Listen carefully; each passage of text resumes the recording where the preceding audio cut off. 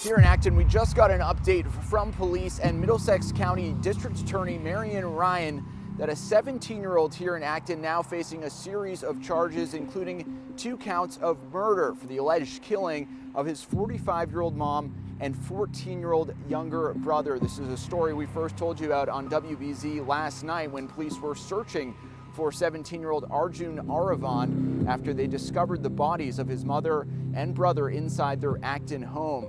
Now, police say during the course of this investigation, they tracked his car to a parking lot in Wayland, where early this morning he was taken into custody without incident. Now, officials say they're still working to determine the manner of death of both his mom and brother in that house, but they were first called to the residence after the father couldn't get a hold of his family and a tutor showed up at the door and couldn't get inside despite a planned visit. That's what started this investigation. When they got there, they discovered the bodies and they realized that the mother's car and Arjun were missing. Now, Aravind is again facing a series of charges. He's going to be arraigned on juvenile charges for stealing a car and assault and battery on a family member at a juvenile court in Lowell this afternoon, but he'll be in court in Concord tomorrow to face those murder charges as an adult. Much more in this ongoing investigation coming up later tonight on WBZ News. In Acton, Aaron Parsegian, WBZ News. 3:47 in the afternoon, a tutor arrives at a home in Acton, Massachusetts for a scheduled appointment. They knock. No one answers. The driveway is empty of movement. The house is quiet. And for a while, nothing about that seems unusual enough to worry anyone. By early evening, a father is growing concerned. He hasn't been able to reach his wife or his younger son by phone for hours. The tutor's report reaches him. He tries again. Still nothing. So around 6:30 that evening, he does what anyone would do. He calls the Acton Police Department and asks for a welfare check.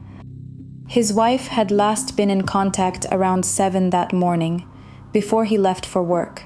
His younger son, around noon. 2 members of this family had already gone quiet for most of the day. A third, his older son, was still unaccounted for entirely.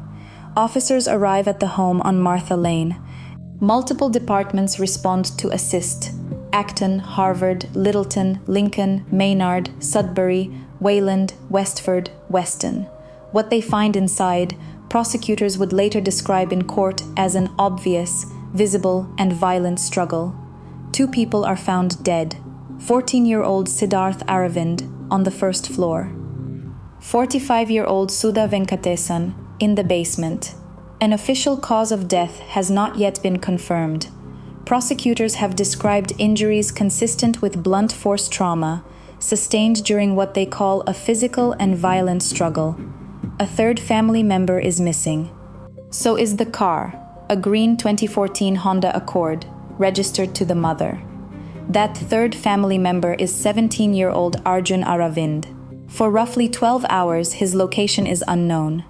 The following morning, while responding to an unrelated call in the neighboring town of Wayland, officers locate him and the missing car in a parking lot. He's taken into custody without incident. Now, here's the detail that's brought most people to this video in the first place.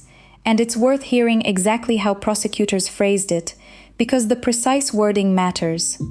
Middlesex District Attorney Marian Ryan told reporters that Aravind had, in her words, recently been demonstrating some concerning behavior, including using the internet and ChatGPT to make searches for theoretical ideas or fantasy stories regarding the killing of his family. Searches, fantasy stories, theoretical ideas. That's the language prosecutors used. Not a written plan, not a timeline, not logistics. It's an important distinction because it tells you what investigators have actually said they found, rather than what a more sensational headline might imply. There's more context here, and it deserves to be handled carefully, because it involves a minor's documented disability. Court documents show that Aravind's father had grown concerned enough about his son's behavior and internet activity that he'd started hiding the household's knives. His attorney, Deborah DeWitt, told reporters that the family had relocated to Acton specifically to find better schools and a stronger support system for their children, and that they'd been trying for some time to get him help. Aravind is reported to have autism. His attorney requested a psychiatric evaluation, and the court has ordered a mental health evaluation as part of the case moving forward. None of this excuses what prosecutors allege happened inside that home, but it's part of the public record, and it raises real questions this case will likely keep raising about what support actually looked like for this family, and what, if anything, could have changed the outcome. On Thursday, August 13th, Aravind was arraigned in Concord District Court. He pleaded not guilty to 2 counts of murder, 2 counts of assault and battery on a family member, and 2 counts of assault and battery with a dangerous weapon. The judge ordered him held without bail.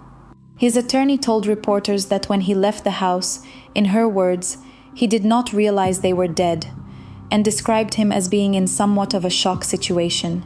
He's also facing separate charges tied to the stolen vehicle, but those are being handled in juvenile court, where proceedings are closed to the public. So where does this stand right now? Aravind is due back in court on September 11th for a probable cause hearing, a proceeding where prosecutors have to show they have enough evidence to move the case forward. It's a lower bar than a trial, but it's the next real test of the case. Massachusetts law places murder charges against defendants his age directly in adult court, which is why, despite being 17, he's being prosecuted as an adult. The ordered mental health evaluation is still pending. What it finds could shape everything that happens next, whether that's a competency question, a piece of his eventual defense, or simply more context for the court. Right now, that's unknown, and it's one of the real open questions this case still hasn't answered. If you want to follow how this develops, including what happens at that September hearing, please subscribe to this channel. Before you go, this case is still pending. Arjun Aravind has pleaded not guilty, and under the law, he is presumed innocent unless and until proven guilty in a court of law. Some key details, including the official cause of death, have not yet been confirmed. We'll follow this case as it develops. On WBZ, a 17-year-old in court answering to charges that he murdered his mother and younger brother. Thanks for joining us. I'm Paula Eben. Arjun Aravind is now being held without bail. WBZ's Anna Myler is in Concord District Court to show us what unfolded during his arraignment today. Anna? Well, Paula, Arjun did have family members here, but they were not present in the courtroom during the arraignment. Court paperwork shows that Arjun's father had recently become concerned with his son's behavior and internet activity and had started hiding the knives in the home. Appearing in court in handcuffs, Arjun Aravind was arraigned on 2 murder charges, accused of killing his mother and 14-year-old brother sometime Tuesday. Police responded to the home on Martha Lane in Acton around 6:30 p.m. after his father requested a wellness check because he hadn't been able to reach his family for several hours. That's when police discovered a gruesome scene. They cleared the scene. What they cleared to see in the scene were obvious signs of a visible and violent struggle. Missing from the home was 17-year-old Arjun and his mother's green Honda Accord. Police found him in the stolen vehicle in Wayland just after 3:30 Wednesday morning after searching for him all night. A number of items were found in that car that correspond back to the murder scenes. Officials say investigators uncovered concerning internet behavior, including the use of ChatGPT to search for ideas about killing his family before the murders. It's not clear yet how they died.